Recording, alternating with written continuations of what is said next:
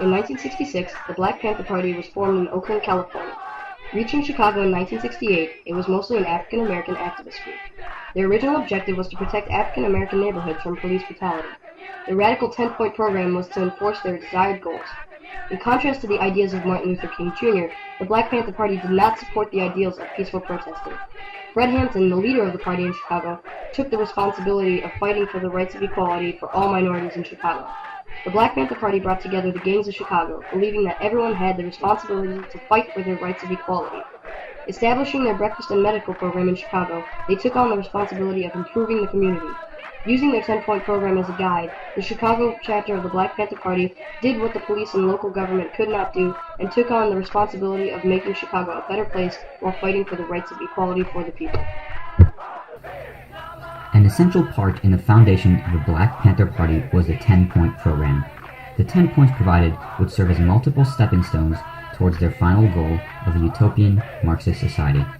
It started out with their wish for a large amount of freedom and power for themselves, and ended with their wish for the same ideas as the whites in their community. The first point was, we want freedom, we want power to determine the destiny of our black community. The Black Panthers believed that oppressed minorities could not be completely free unless they had the power to control their destinies themselves. They hoped for full control of the facilities and institutions within their communities, reflecting their Marxist views. This tenet greatly affected the way public institutions continue to be regarded by the individual because of the facility's responsibility to society in which it is located. The second point was completely as important as the first point. The Black Panther Party stated, we want full employment for our people. Their request for full employment demonstrates their wish to be completely equal to the whites that surround them, and not to be considered as even slightly inferior to the other groups which make up American society. The third point was oriented mostly towards the U.S. government. We want an end to the robbery by the capitalists of our black community. Here, the Black Panther Party is accusing the government of robbing them of their unalienable rights. They demand justice from a government that swears to defend its citizens while authorizing the murder of minorities. This has impacted the way that people now look at the social contract and how the government has the responsibility of protecting its citizens as well as their rights. The fourth point sort of reminds one of the inhumane treatment of slaves during the 1800s. The Black Panther Party speaks out and claims, we want decent housing fit for the shelter of human beings. Their ability to demand for proper housing also shows that they acknowledge that they deserve the right for better treatment from the government, no matter their skin color. In addition, to add to housing, the point would also strongly impact the society because it completely meant that African Americans would also need the opportunity for decent jobs that provide enough money for them to support themselves and hopefully also their families. Finally, the fifth point in their 10-point plan is, we want decent education for our people that exposes the true nature of this decadent American society. We want education that teaches us our true history and our role in the present-day society. Although the Black Panther Party spoke of multiple thoughts and ideas to support the African American community of America, it is inferred that they were not positive that their methods would aid others successfully. The fifth point puts in emphasis the Black Panther Party does not demand for complete equality with the whites concerning their education. On the other hand, they simply demand for their education to be somewhat superior and better to the one they received at the moment. Therefore, the Black Panther Party contained many strong arguments and decent points concerning the community as a whole.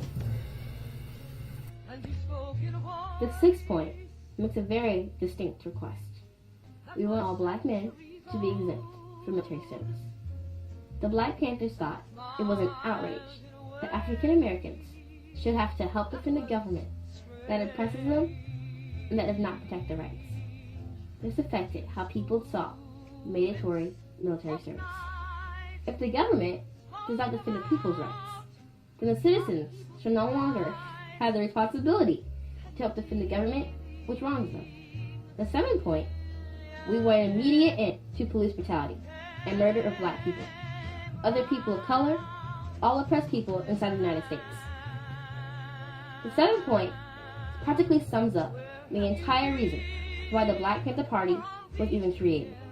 The main reason to be organized was to fight off and to confront the police brutality occurring in Oakland during the mid-1900s. Therefore, states their main focus in the beginning. However, the original reason for organizing the party is now surrounded by many other ideas as well. The seventh point exposed their distaste for all fascist views of the police force.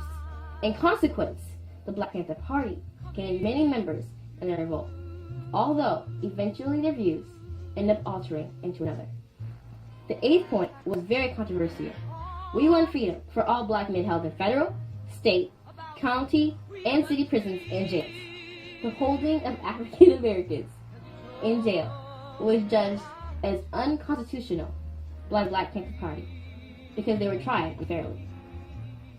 In the Constitution, it is said that all citizens have the right to a trial by a jury of their peers, while the African Americans were judged by a jury of racist whites, which almost affirms their trip to prison. This had a huge impact on the rights of minorities in the courtroom, which can be seen to this day. Before the last and final point, there is a 9th point, one that demands rights given to the people in the Constitution. We want all black people, when brought to trial, to be tried in court by a jury of their peer group or people from the black communities, as defined by the Constitution of the United States. However, it was often viewed that since blacks were based on the first point, that the Black Panthers want the power to determine the destiny of the black community, and the 10th point claiming they want land, bread, housing, education, clothing, justice, and peace. The Chicago chapter of the Panthers opened 5 free breakfast programs and medical clinics. The Chicago chapter of the Panthers opened more free breakfast programs than all the other Black Panther chapters. These programs allowed everyone who needed food to receive it for free before they went to work or to school. The free breakfast programs relate directly to the first point, because by giving these people who cannot afford breakfast the food that they needed to start their day, they were effectively eliminating hunger in the community. The Black Panthers took the responsibility of controlling the destiny of the community and putting it in the right direction.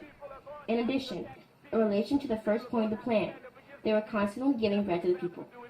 The Panthers also took the responsibility of providing health care to the community by providing a free health care clinic and door-to-door health service, testing for diseases similar to sickle cell anemia. The Panthers opened this clinic because they felt as though it was their responsibility to control the destiny of their community and make it a better place. A healthier community is always a better community, and it gave people temporary housing while in the hospital. Based on the first point that the Black Panthers want the power to determine the destiny of their black community, and the 10th point claiming that they want land, bread, housing, education, clothing, justice, and peace, the Chicago chapter of the Panthers opened 5 free breakfast programs and medical clinics. The Chicago chapter of the Black Panther Party opened more free breakfast programs than any of the other of the Black Panther chapters.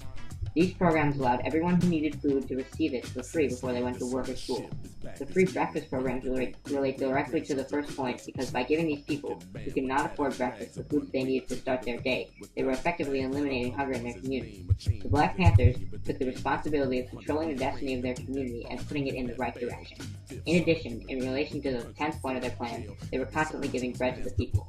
The Panthers also took the responsibility of providing health care to their community. By providing a free health care clinic and door-to-door health services, testing for diseases similar to sickle cell anemia, the Panthers opened this clinic because they felt as though it was their responsibility to control the destiny of their community and make it a better place. A healthier community is always a better community, and it gave them people temporary housing while in the hospital.